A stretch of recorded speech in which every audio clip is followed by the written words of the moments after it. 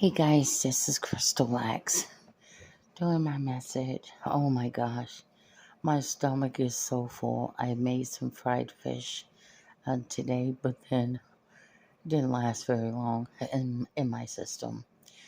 Well, tonight, I wanted to speak on something because I seen a video and it really bothered me.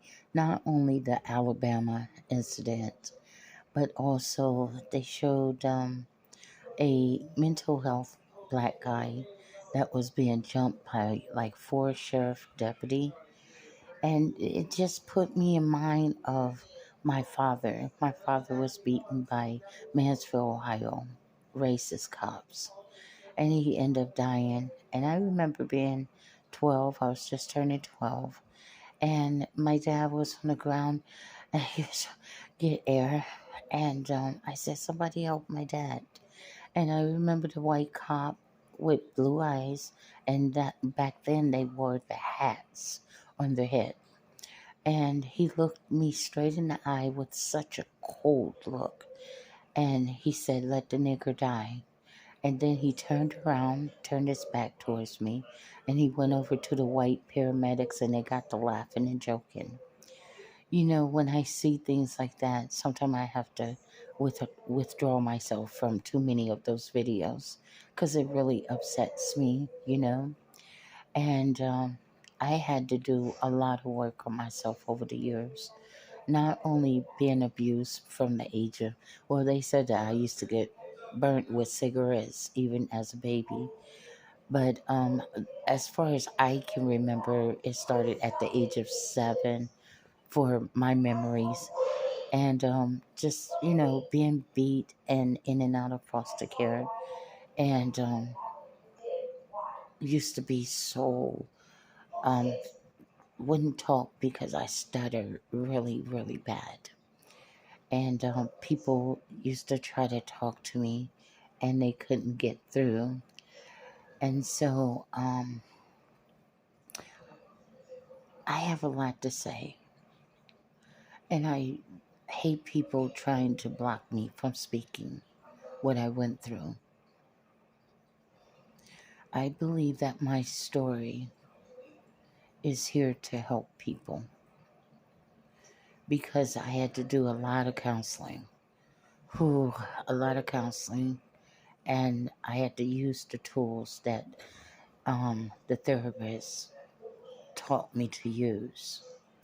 And one tool that I learned that kept me away from drugs and alcohol, as far as abusing it to escape the pain, was basically you have to go inside of yourself. You can get all type of suggestions and advice from other people, but it's not until you do the work on yourself. It's not until you stop lying to yourself. For one thing, we tell we tell our own self lies. Oh, it's not really that bad. That's what we say to ourselves. Oh, I'm not really a racist, but inside of you, there's like this thing that get turned on, and it start flickering, and you feel the spirit of anger, and you don't even know why. Then you start feeling rage, and from rage you learn this in anger management. From rage it turns into violence. So you want to catch the anger because the anger is your warning. Okay? Now, this is what experts taught me, so maybe I don't know what I'm talking about. But what the expert taught me is that you feel your anger and then you have to deal with it at that moment. Why are you feeling anger? Why are you feeling it? Okay? And then you have to catch it before it gets into rage, because rage will make you go into violence. And this is how the spirit of racism operate under the demon of The demon of racism operates under hate. Hate operates under anger. Anger operates under rage. And from rage is violence. Okay? And some of you, maybe you never heard a black person be so candid and straightforward and honest about racism, but I've encountered it ever since I was a child, and I just wanted to go to the store and buy candy, and I was like, why that white man treat me like that? Okay, and I was just a kid. Okay, and I never could understand, like, why would he hate me? you know? And it's like, it was like shocking. And then when that happened with my dad, I just thought that all white people was bad people and hateful people. And then, the black people would say that white people was the blue-eyed devil around me.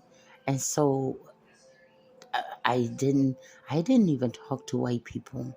I wouldn't, because I thought that they was all the blue-eyed devil. I really did.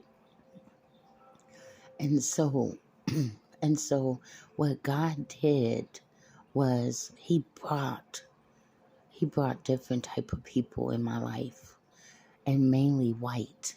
And I was like, why is God bringing so many white people in my life? And God was showing me that when I encountered the racist white people, God also showed me good-hearted white people. I mean, my best friend, Cindy and Steve Zooks, and I talk about them all the time because they was the nicest, kindest, and gentle-hearted people I've ever came across. Besides my friend Charmaine, and she was black. That was the first time I seen black people with a good heart and didn't want to fight.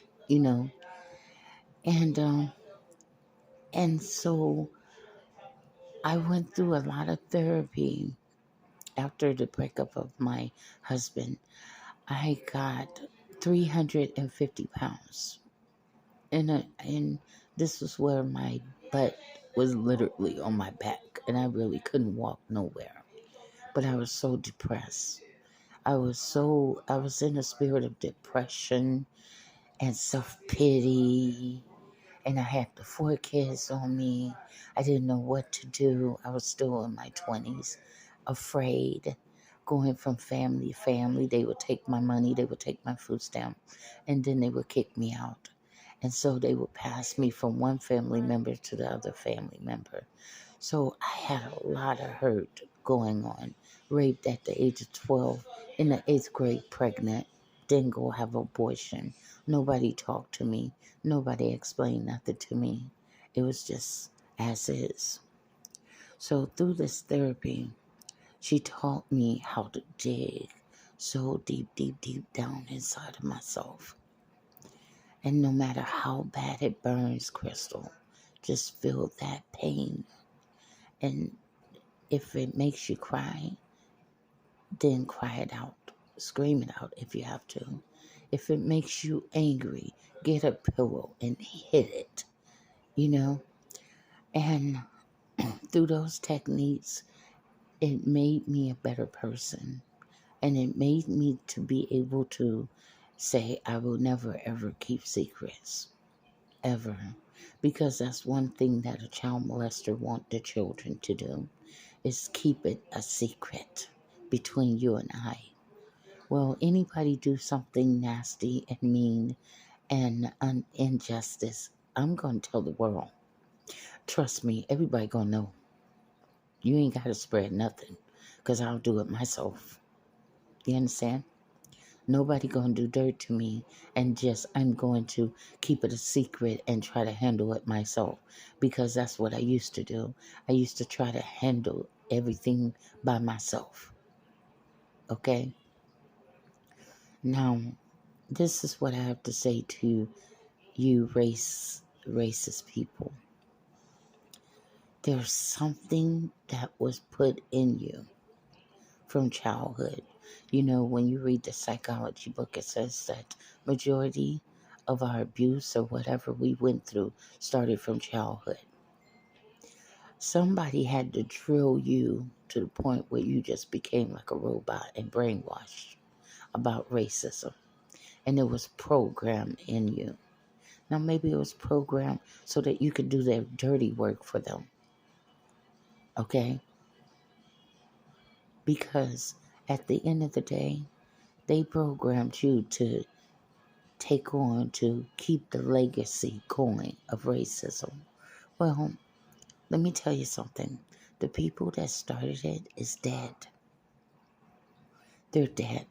Laws have changed. Federal laws are in order.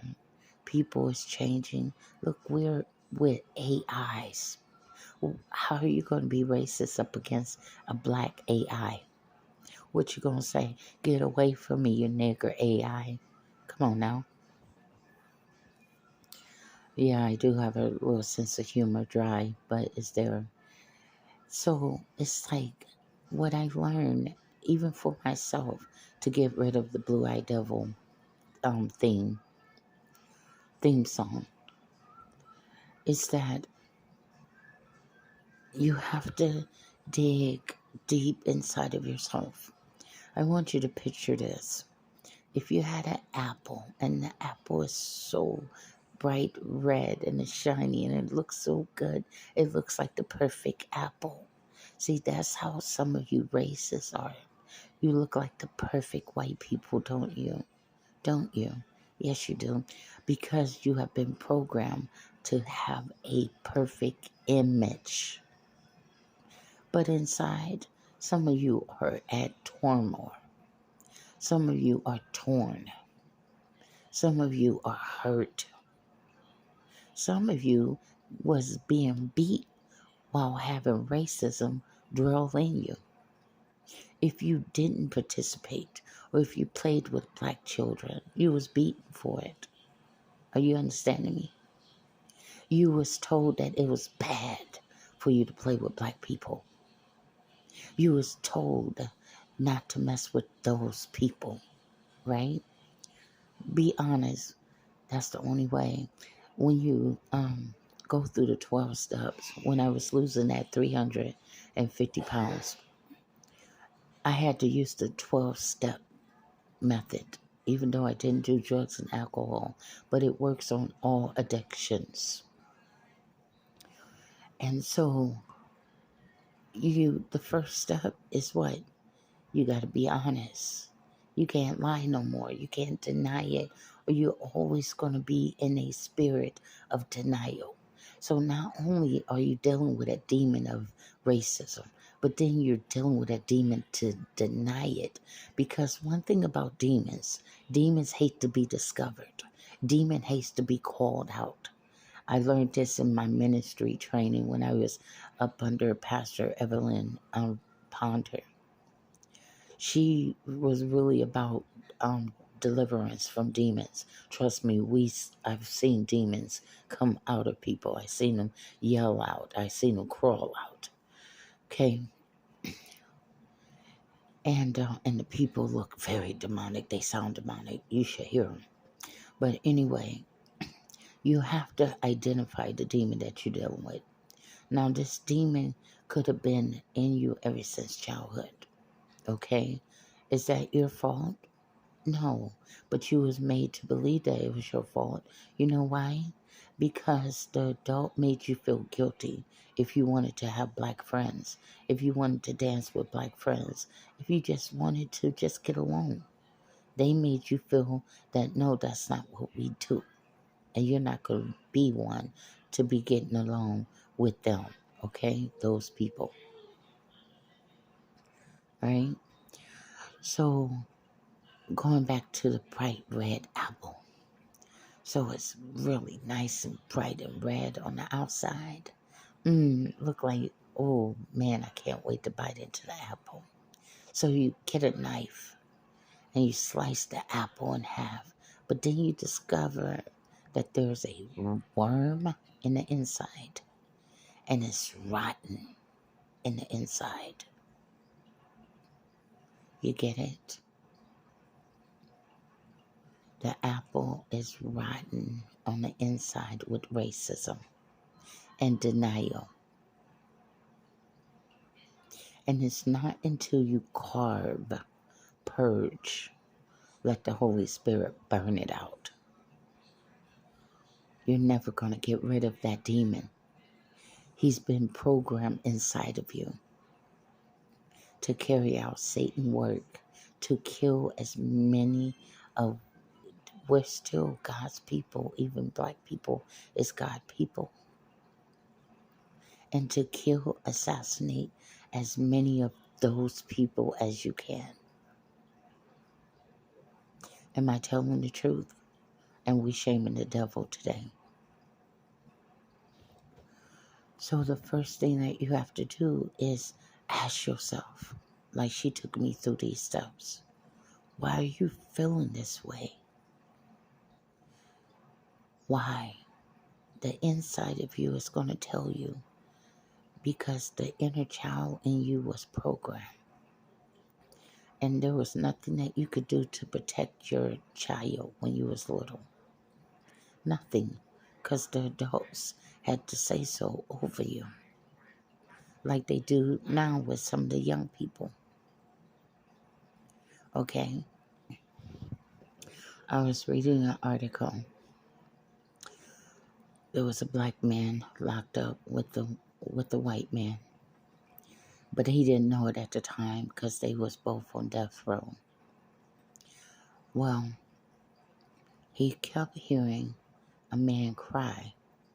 So he was saying some things to try to, get his mind distracted off of everything. And they became, buddies. And so the white man shared with him that his father encouraged him to kill a black man. Listen to this. His father encouraged him to kill a black man. And it was, I think, the day of him where they was going to give him the lethal injection. And so he's crying because he felt so bad about killing that man. And his dad, where was his dad? Did his dad go to prison with him? Did his dad get the death sentence? No. His son had to pay the price. Are you understanding what I'm saying? Some of these people programmed us to be so filled with hate, or to be so filled with anger from being mistreated, that they want us to do their dirty work for them. Are you understanding? Do you believe me? Or do you think that I'm just some crazy black woman on crack? I believe, just like that dad. And there was another story. There was a couple at a gas station. I guess some type of discrepancy argument happened between a white guy and a black guy. Well, his white girlfriend encouraged the boyfriend, the white boyfriend, to chase the nigger down. And so they're in the car chasing him down. So the white guy killed the black guy, right? And so he gets sentenced to prison, right? Oh, his girlfriend, the white girlfriend that encouraged him, she ended up going with a black man. You talking about an ironic story. Can you believe that?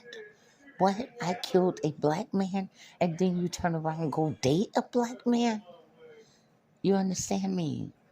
See, some of these people have their own agenda at hand. Some of these people have their own agenda and motive. Yeah, pause it. Okay, hold on. Okay, I'm back. So, I believe that God have me still here on this earth, even after 2 strokes and heart problems. Thank God for the good doctors and everything. I believe that before I leave this earth, I am here to touch maybe one person, two people lives, that maybe you will rethink the spirit of racism, that you have owned it. You understand? That you have owned it because it's been with you for a long time and you're comfortable with it. It is a evil, wicked entity. Okay? And the spirit of denial keep you married to it. Does that make sense at all? So if you're married to it, you're not going to want to get rid of it. And for some reason, it's giving you a sense of either power, and I call it a false sense of power. And it makes you feel like you're Superman or Superwoman. And you're so privileged to the point that everyone must cater around me because of my color. But when you deal with that spirit of racism and you stop denying that evil, wicked, demonic spirit and you admit, I truly am, and I don't like being like this, and I want to change it. Now you have defeated it. You have stopped feeding it. Now you're ready to deal with the bigger demon, and that's racism. Now, am I going to tell you that you're going to start loving black people and everybody all at once? No, it's not going to happen that overnight unless God, Holy Spirit, change you overnight. But that's not going to happen. It's going to be a process. It's going to be days you're doing good. It's going to be days when you're doing bad. Like any other type of process, right? So, at the end of the day, I'm talking low.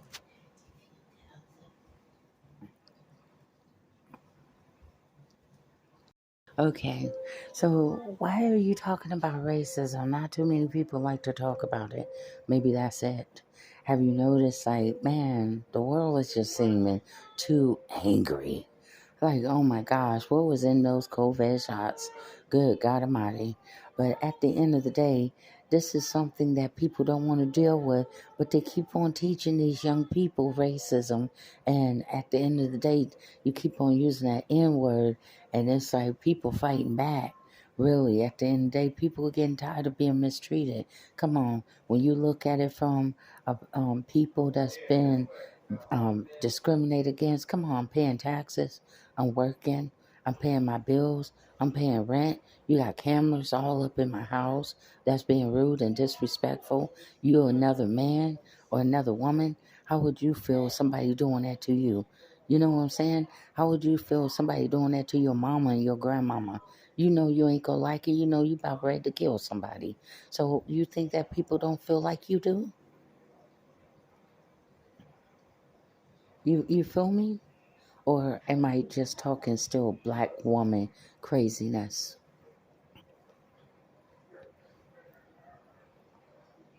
So, Jesus came to heal people. Heal. To heal you from the spirit of racism. Healing. You was wrongfully, mentally, and emotionally abused. And if I was a social worker, I say this all the time. If I was a social worker and parents that teach their kids that, which is mentally and emotional, even if they don't physically touch them, you are setting your child up that if they use that word in school, they're going to have issues. You understand? It's not like preparing them for like things have changed You know what I'm saying? And we all have to live here on this earth and try to do our best to get along. Try to do our best because we all know people and it doesn't matter what color, honey. So, but at the end of the day, somehow you was programmed. You was programmed. Don't play with those people. Don't talk to those people.